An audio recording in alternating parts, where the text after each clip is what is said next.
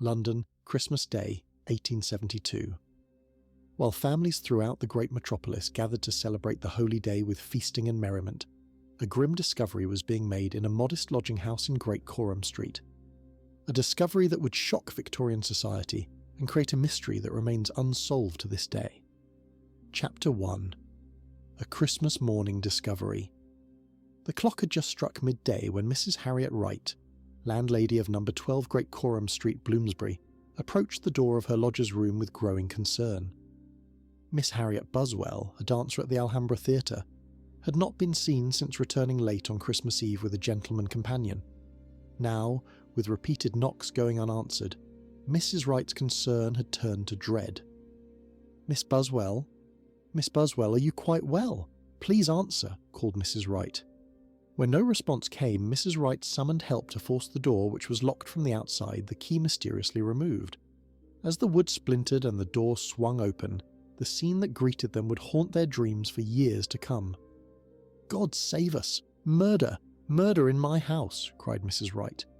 Sprawled across the blood-soaked bed lay the body of Harriet Buswell, her throat cut so savagely that the blade had reached the bone. On her forehead, the imprint of a hand was visible, the unmistakable sign of someone who had held her down during the fatal attack. Christmas Day had brought not joy, but a brutal killing to number 12 Great Coram Street. Chapter 2. The Dancer's Life. Who was Harriet Buswell, the victim of this Christmas tragedy? Born approximately 1845 in the fenland town of Wisbech, Cambridgeshire, she had arrived in London like so many young women before her, seeking fortune and opportunity in the vast metropolis. By the time of her death, at approximately 27 years of age, she had established herself as a ballet dancer at the opulent Alhambra Theatre in Leicester Square, where she performed under the stage names Clara Burton or Clara Bruton. But the glamour of the theatre masked a life of financial precarity. The night before her murder, Buswell had borrowed a shilling from a fellow lodger before venturing out. She was behind on her rent, Mrs. Wright, a fact remedied only hours before her death when she returned to pay the 9 shillings owed with a half-sovereign. And there was another responsibility weighing upon Harriet's shoulders, one not widely discussed in polite society. "Poor Harriet, she works twice as hard as any of us. She has the little one to think of, you see," remarked a fellow dancer. Indeed, Buswell was mother to an 8-year-old daughter named Kate, born around 1864. The child's existence placed additional financial burden upon the young dancer, leading her, like many performers of the era, to supplement her theatrical income through occasional prostitution, a fact that would influence both the investigation of her murder and public reaction to it. Chapter 3. The Fallen Women of Victorian London. To understand Harriet Buswell's life and death, one must understand the rigid moral structure of Victorian London. The doctrine of separate spheres positioned respectable women as the moral guardians of the home, while men navigated the public realm of business and politics. A woman who ventured beyond these bounds, particularly one who engaged in what Victorians euphemistically termed the social evil, faced ostracism and danger. The economic reality for women like Buswell was stark. While official records documented approximately 8,600 prostitutes in London, historians suggest the true number approached 80,000. For many working-class women, particularly those in the theatrical profession, occasional prostitution represented not moral failing, but economic necessity. These unfortunate women are victims twice over, first of circumstance and then of society's cruel judgment. Their deaths, when they occur, are too often met with indifference from those who should protect them, observed one social reformer of the era. Bloomsbury, where Buswell resided, exemplified London's complex social geography. Once the fashionable domain of the aristocracy, by the 1870s it had become more socially diverse. Great Coram Street housed modest lodging houses like number 12, where performers, clerks and those of precarious means could secure accommodation if they could afford the rent. Chapter 4. Christmas Eve, 1872. The final day of Harriet Buswell's life can be reconstructed with remarkable precision through witness testimonies. At approximately 10 o'clock on Christmas Eve, having borrowed that shilling, she departed her lodgings at 12 Great Coram Street and made her way to the Alhambra Theatre. There, amid the glittering chandeliers and velvet draperies, Buswell encountered a gentleman described by witnesses as appearing like a foreigner, with a distinctive German accent. His identity would become the central question of the subsequent investigation. Later that evening, Buswell and the German-speaking gentleman dined together at the Cavour restaurant, where waiter William Stalker would later recall serving them. As the evening progressed, the pair boarded an omnibus from Piccadilly Circus toward Bloomsbury, sharing the journey with a barmaid from the Alhambra who would later become a crucial witness. Before returning to Great Coram Street, the couple stopped at George Fleck's grocery shop to purchase fruit and nuts, perhaps simple refreshments, or, more ominously, provisions for a night that the German man had already decided would end in bloodshed. Yes, I remember them clearly. The lady was familiar to me as a customer. The gentleman was a foreigner to my eyes, German-like in his bearing and speech. He seemed educated, respectable even. They purchased apples and nuts, cheerful as any Christmas couple, recalled George Fleck. At approximately midnight, Buswell returned to her lodgings with the German man. Mrs. Wright was still awake and witnessed their arrival. Shortly thereafter, Buswell paid her outstanding rent of 9 shillings with a half-sovereign, a transaction that would later raise questions about robbery as a motive, given the presence of money shortly before her death. She seemed in good spirits, not distressed in any way. The gentleman was well-dressed, respectable appearing. I had no cause for concern. God help me, no cause at all, Mrs. Wright would later testify. What transpired behind the closed door of Harriet Buswell's room in the following hours has been lost to history. But at approximately 6:30 on Christmas morning, the German man was heard leaving the lodging house. By then, Harriet Buswell lay dead, her life extinguished in an act of savage violence. Chapter 5. The Scene of Death. The crime scene that greeted investigators on Christmas Day presented a grotesque tableau that contrasted brutally with the day's festivities. The bed, as the Times would later report, exhibited a dreadful appearance, splattered with the victim's blood.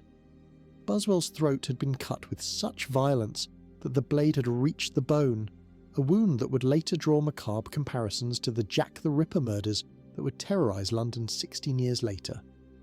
The violence of the attack indicates tremendous rage or calculated brutality. The hand impression on the victim's forehead suggests she was held down during the attack. Death would have been mercifully swift, though preceded by moments of unimaginable terror, noted the police surgeon. Among the most intriguing pieces of evidence was a partially eaten apple found at the scene. In a remarkable early application of forensic technique, investigators made a cast of the bite marks, noting they did not match Buswell's teeth.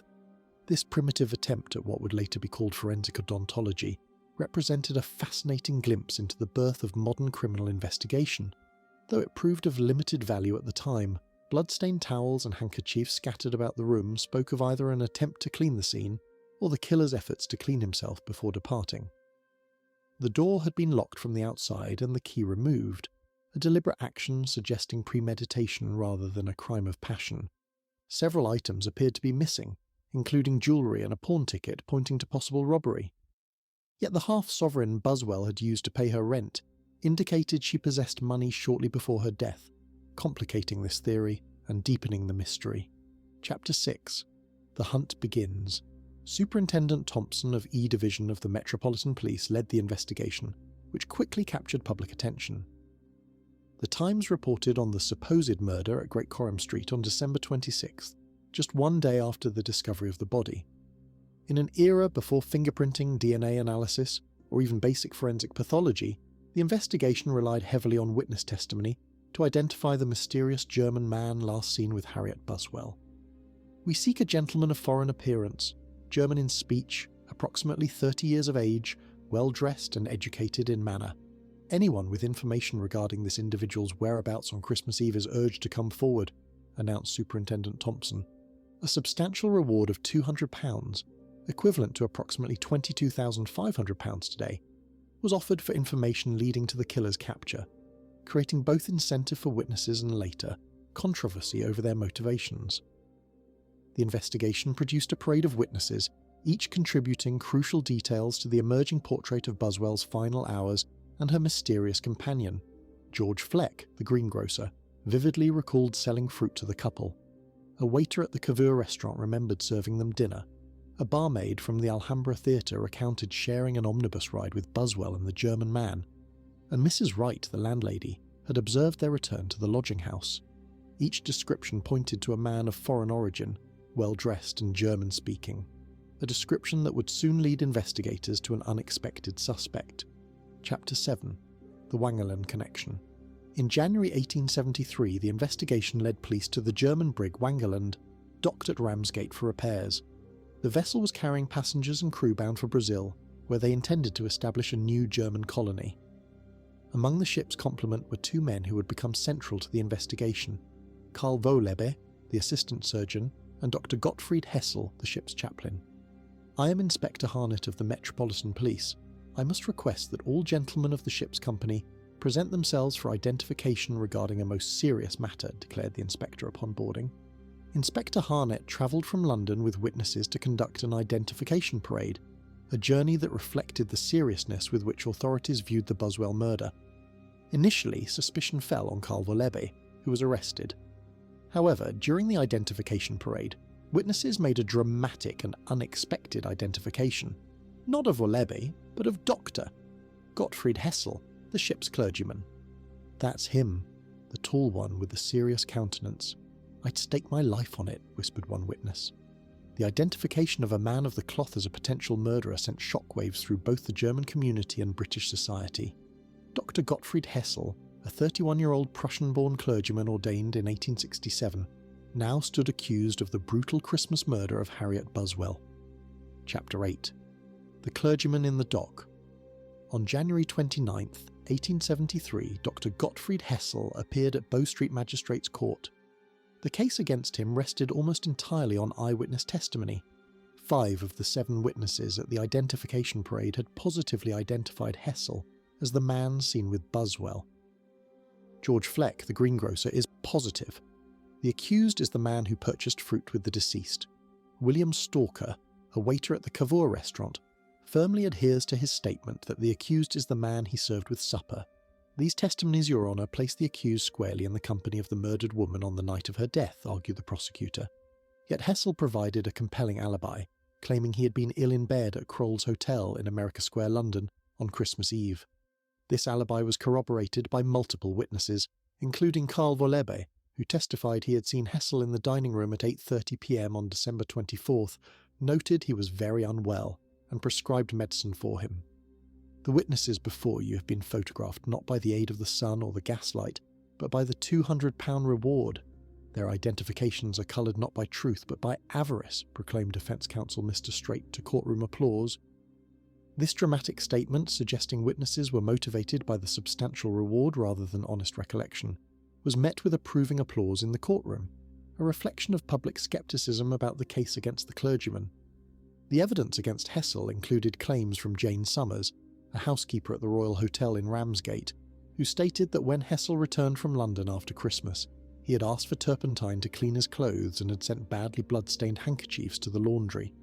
However, this evidence was ultimately deemed insufficient. "Having weighed the evidence presented, I find it insufficient to commit the accused for trial. Dr. Gottfried Hessel is hereby discharged without suspicion," ruled Magistrate James Vaughan. On January 29, 1873, Hessel was released. The case against him collapsed. The Morning Post reported his release on January 31, 1873, and public opinion swung dramatically in his favour. A public subscription raised the remarkable sum of £1,225 for Dr. Hessel, including £30 from Queen Victoria herself. He even received a letter of apology from Prime Minister Gladstone. Chapter 9. The mystery deepens.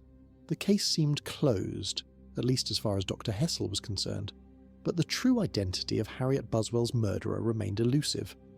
After Hessel's release, an anonymous letter from Germany revealed aspects of his character that contradicted his respectable image, claiming he had been discharged from congregation for drinking and debts. This revelation came too late to affect the legal proceedings, but cast a shadow over the outpouring of public sympathy. Meanwhile, the Buswell murder investigation stalled. Without modern forensic techniques, the Metropolitan Police had exhausted their leads. The killer's identity seemed destined to remain one of Victorian London's unsolved mysteries, at least until modern research would uncover a startling new theory.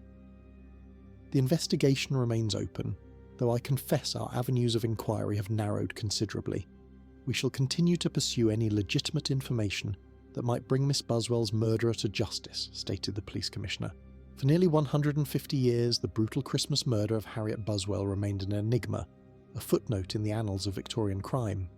But recent research has unearthed a compelling theory that connects the murder to events that unfolded thousands of miles from London. Chapter 10. The Rifleman Connection. In 2019, researcher Stanley Bruce proposed a theory connecting Buswell's murder to a man named Wilhelm Krauss, a German who signed onto the British ship Rifleman under the alias William Cross just 2 days after Buswell's murder. The timeline he uncovered is remarkable in its implications. December 25, 1872, Harriet Buswell is murdered in London. December 28, 1872, ship Rifleman departs London for Sydney with Wilhelm Krauss, alias William Cross, as steward, read the researcher from his notes. This timing alone raises suspicion. A German man departing England hurriedly in the immediate aftermath of a murder committed by a German-speaking assailant. But the story of Wilhelm Krauss was only beginning, and would soon add a bloody postscript to the Buswell tragedy. Chapter 11. Murder at Sea. On March 16, 1873, less than 3 months after Harriet Buswell's murder, and while the Rifleman was at sea bound for Australia, Wilhelm Krauss committed another brutal crime, the murder of Captain James Riash Longmuir aboard the vessel. The circumstances revealed Krauss's violent tendencies and cunning disposition. Before killing the captain, Krauss had attempted to poison the entire crew by mixing narcotic poison in the cabin food and grog. The judge at his later trial would describe a cunningly devised plan to obtain possession of the ship, noting the 7 other cords found on the same night ready to your hand in your own pantry, the revolvers and dagger found upon you, the long iron bolt with which you attack the chief officer. Wilhelm Krauss, you have been found guilty of the murder of Captain James Riach Longmuir. You shall be taken from this place to the place from whence you came, and thence to a place of execution, and there be hanged by the neck until you are dead. And may God have mercy on your soul, pronounced the Sydney judge. On July 1st, 1873, Wilhelm Krauss was hanged at Darlinghurst Jail for Captain Longmuir's murder, just over 6 months after the Buswell murder in London. If Bruce's theory is correct, then Harriet Buswell's killer did face justice, though for a different crime committed thousands of miles from the scene of his first murder. Bruce suggests that the bite mark evidence from the apple found at Buswell's murder scene could potentially be compared to Krauss's dental records, as he was buried in Australia after his execution. Unfortunately, this forensic comparison has never been conducted, leaving the theory compelling but unconfirmed. Chapter 12. Echoes in Time. Today, Great Coram Street in Bloomsbury bears little outward trace of the bloody Christmas drama of 1872. The Victorian world that shaped Harriet Buswell's life and death has vanished, the gas lamps replaced by electric lights, the horse-drawn omnibuses by automobiles. Yet the echoes of her story reveal truths about Victorian society that resonate through time. The murder of Harriet Buswell illuminates the vulnerable position of working-class women in Victorian England, particularly those who, like Buswell, existed in the precarious space between respectability and the shadows. As both a theatre performer and occasional prostitute, she inhabited a world where violence against fallen women often met with public indifference. The Buswell case demonstrates how class, gender, and notions of respectability influenced both police investigations and public reactions to violent crime. The outpouring of support for Dr. Hessel, a respected professional, contrasts sharply with the limited public concern for Buswell herself, notes a modern historian.